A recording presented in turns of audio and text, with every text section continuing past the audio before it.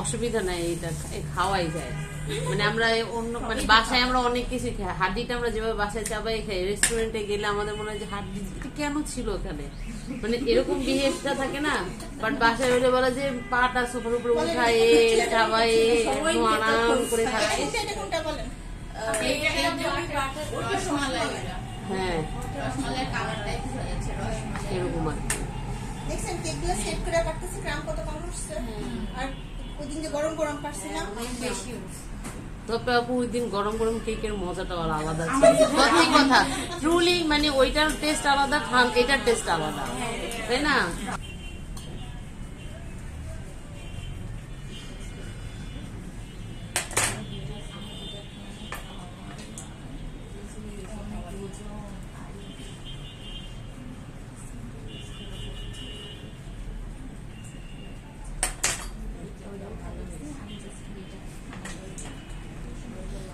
আমাদের দেশে ইন্ডিয়া থেকে মানুষ কাজ শিখে আসে আপু,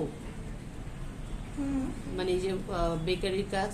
শুধু ইন্ডিয়া না, অনেক জায়গা থেকে আসে। খাবেন কেউ?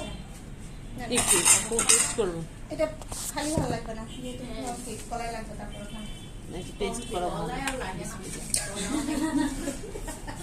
না আপু।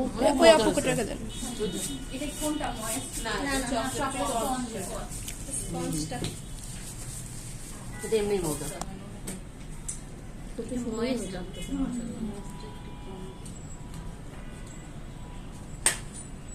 তবে এদের ময়েস্ট কেকের রেসিপিটা পার্সোনালি আমার পছন্দ হয় না, খেতে মজা বাট যে হাইট কম হয়। একটা কাজ করবেন, দুইটা মানে মাঝখানে ক্রিমের একদম পুর দিয়ে।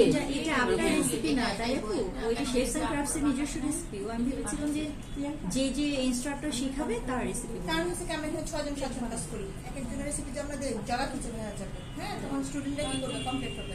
যেমন ব্যাকআপ ক্লাসগুলোতে আসে, আর আমি যদি একটা শিখাই আবার অন্য যদি একটা শিখাই, তখন কি ওদের ঝামেলা হয়ে যাবে না?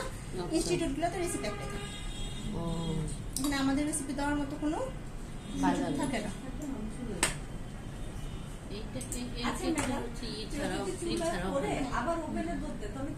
কি বুঝিনি এটা মাঝখানে দেন, ভালো লাগবে। হ্যাঁ ভালো লাগবে। এখন গ্যাস হঠাৎ করে চলে গেছে, এখন আমি তারপরে যে ওভেনে দিলে কি হবে? এটা বলছিলেন আপু উঁচু করে বানাবে।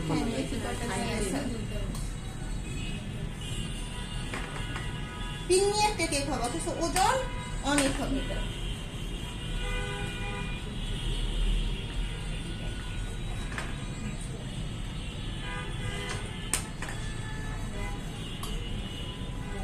এই যে আমরা ক্রামগুলো দিই না উপরে,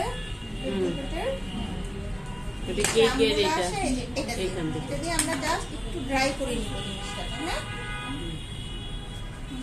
এটা দিয়ে ক্রাম করব। ওই যে এক সাইড বেশি হচ্ছে, এক সাইড কম হচ্ছে।